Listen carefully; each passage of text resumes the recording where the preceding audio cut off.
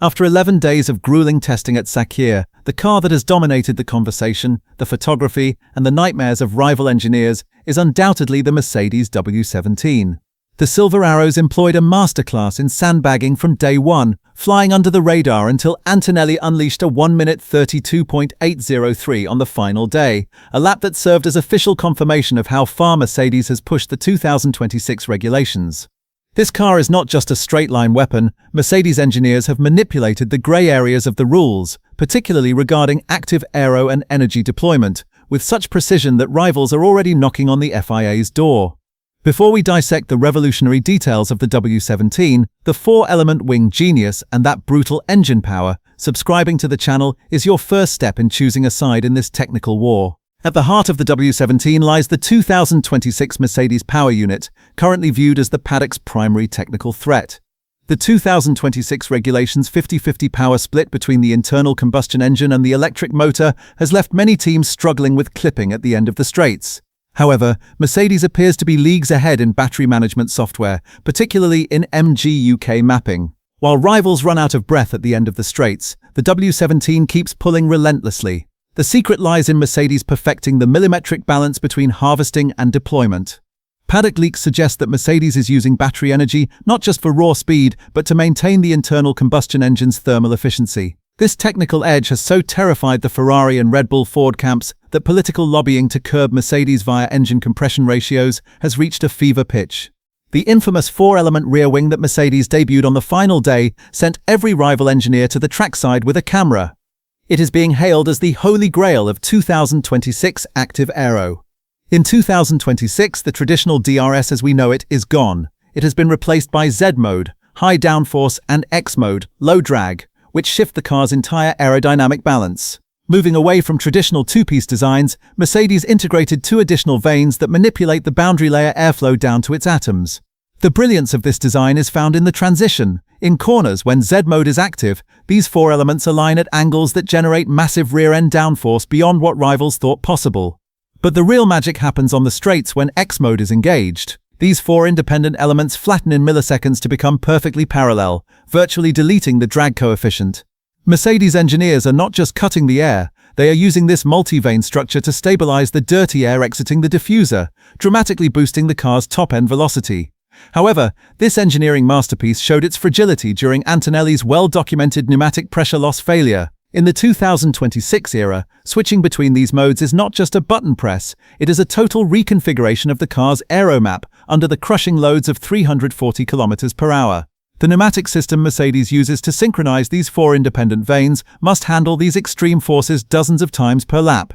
Antonelli's stoppage mid-session proved that the system had reached its terminal limit, suggesting that such a complex mechanism could lead to an aerodynamic catastrophe at any moment. If this wing fails to return to Z mode at a high-speed corner entry, the car effectively becomes an uncontrollable projectile. But if Mercedes makes this smart wing reliable by Melbourne, overtaking them on a straight will become nothing more than a fantasy. The real reason rivals are complaining to the FIA about safety is not actually the risk, it is that they know Mercedes has won the aerodynamic gamble of the 2026 era. The answer to why the W17 dominates not just on the straights but also at heavy braking points like Sakhir's Turns 1 and 10 lies in its radical anti-dive front suspension geometry. Mercedes has managed to keep the car's platform as stable as a rock under braking. By preventing the nose from dipping, they ensure the ground effect airflow under the floor remains undisturbed, keeping downforce levels consistent. Telemetry indicates that Antonelli can hammer the brakes 3 to 5 meters later than his rivals without missing the apex. The massive byproduct of this stability is tire longevity. Because the car does not pitch forward, the vertical load on the front tires is significantly minimized. Mercedes currently seems to possess a chassis that is both the fastest and the most tire-friendly on the grid. Analyzing the W17 without giving a special mention to Andrea Kimi Antonelli is impossible.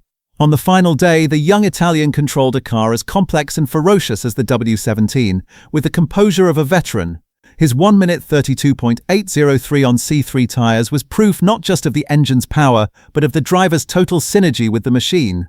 Instead of fighting the car's oversteery tendencies, Antonelli uses them as a weapon to carry immense momentum through the corners.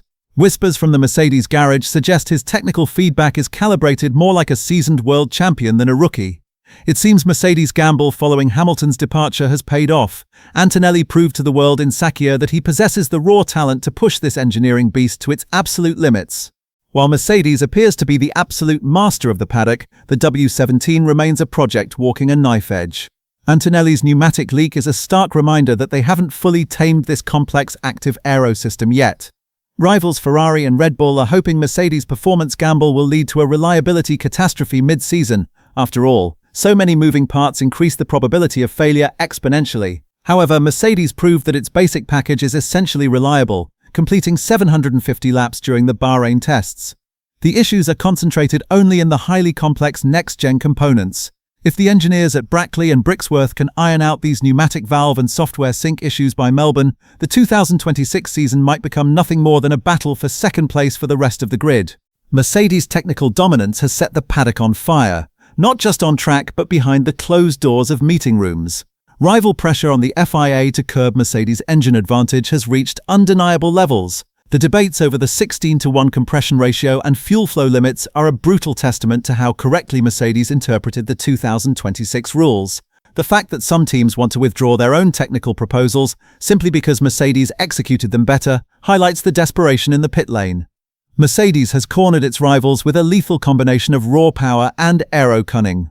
When we see the W17 at full tilt in Melbourne, we may all witness the dawn of a new era of Mercedes dominance in F1 history.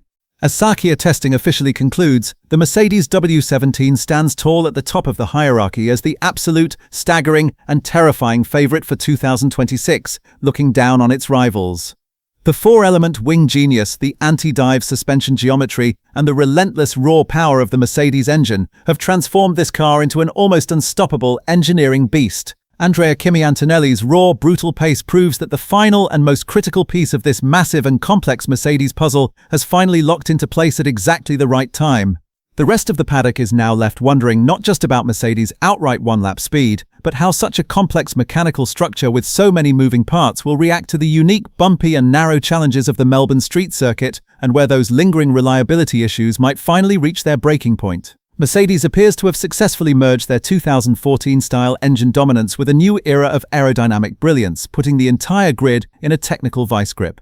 But the ultimate, looming question remains: will Mercedes' high-stakes technical gamble result in a total 2014-style annihilation in Melbourne, or will those lingering pneumatic pressure leaks and system synchronization failures leave the door wide open for Ferrari and Red Bull Ford? Let's engage in a deep debate over the W17's massive power and that radical rear-wing design that pushes the grey areas of the regulations to their absolute limits in the comments below. Do you think Mercedes will survive the heavy technical protests and complaints already being drafted by their desperate rivals for the FIA?